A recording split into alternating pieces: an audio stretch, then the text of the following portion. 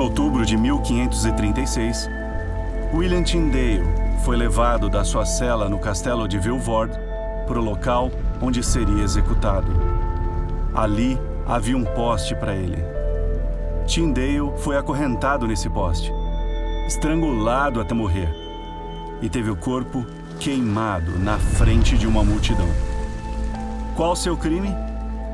Tyndale lutou para reconciliar os ensinos da igreja com o que ele estudava na Bíblia.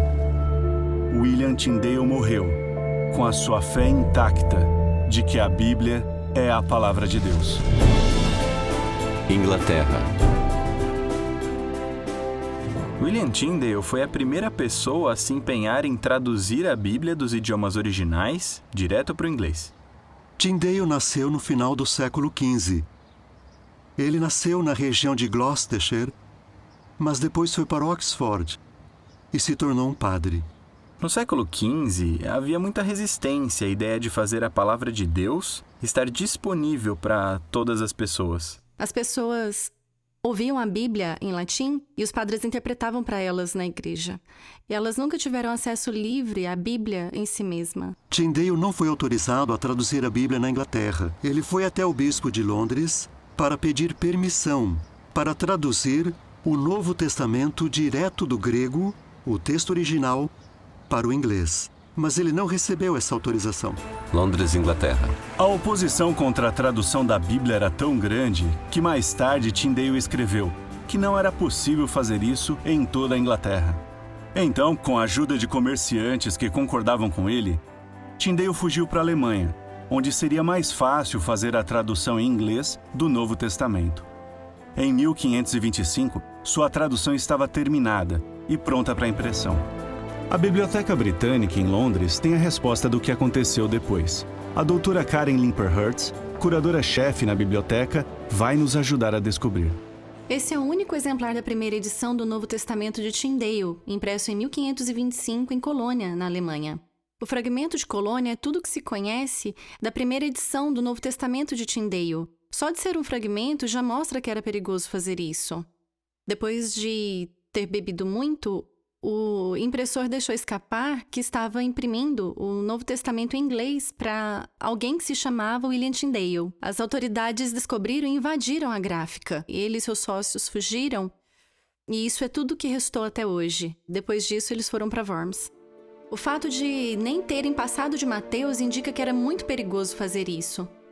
A primeira tradução completa das escrituras gregas cristãs foi finalmente impressa em 1526 na cidade de Worms, na Alemanha.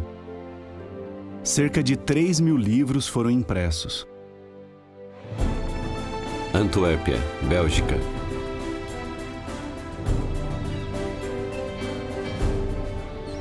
Ao deixar a Alemanha, Tyndale foi para Antuérpia. Essa cidade agitada era ideal para Tyndale. As gráficas cresciam sem parar aqui. Um movimentado porto tornava fácil fazer os livros chegarem até a Inglaterra. O professor Guido Latri gentilmente se ofereceu para nos mostrar as ruas por onde Tyndale provavelmente passou quase 500 anos atrás. Ele viu que as pessoas aqui tinham... as pessoas comuns tinham acesso à Bíblia em holandês. E é claro que ele quis o mesmo para o seu povo na Inglaterra. Se você quisesse contrabandear muitas Bíblias para a Inglaterra, esse era o maior porto no norte da Europa. Você não consegue contrabandear facilmente uma quantidade grande de um livro grande. Então, pequenas folhas eram separadas e levadas para lugares como esse, para algum depósito subterrâneo. Essas pequenas folhas da Bíblia de Tyndale eram colocadas entre as folhas de outros livros maiores, que não eram proibidos. Em Londres, alguém ia ver e dizer: ali estão os livros que estão marcados. Eu vou dar uma olhada ali para encontrar as folhas soltas da Bíblia de Tyndale. Existiam cerca de 30.000 cópias da tradução de Tyndale disponíveis até a sua morte. Ele foi um grande homem, muito corajoso. Não podemos simplesmente desconsiderar o tempo que ele investiu e os riscos que ele correu. Vilvoorde, Bélgica. William Tyndale ficou preso aqui em Vilvoorde, no norte de Bruxelas. Enquanto definhava na prisão por mais de um ano, ele com certeza sabia que uma morte cruel e inevitável o aguardava. Tyndale é reconhecido por sua influência na língua inglesa, mas seu trabalho foi mais do que ambição acadêmica. Tyndale amava a Bíblia. Talvez podemos dizer que ele tinha os mesmos sentimentos do salmista que disse sobre a palavra de Deus: "Como eu amo a tua lei." Apesar de intensa luta, a Bíblia e a sabedoria nela sobreviveu até hoje, uma tradução exata do que foi escrito há muito tempo.